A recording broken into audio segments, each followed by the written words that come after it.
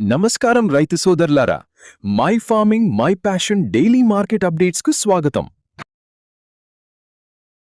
మినుములు. ఈరోజు మినుముల మార్కెట్లో బలహీన ధోరణి స్పష్టంగా కనిపించింది.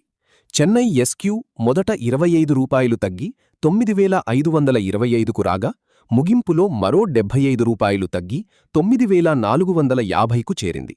ఎఫ్ఏక్యూ కూడా చివరికి 25 రూపాయలు తగ్గి 8,975 వద్ద ముగిసింది.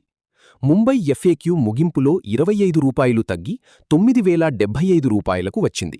విరుదునగర్లో చెన్నై డెలివరీ ఎస్క్యూ 100 రూపాయలు తగ్గి 9,500, ఏపీ అండ్ టీఎస్ మినుము 100 రూపాయలు తగ్గి 9,600, ఏపీ లోకల్ 100 రూపాయలు తగ్గి 9,350కు చేరాయి.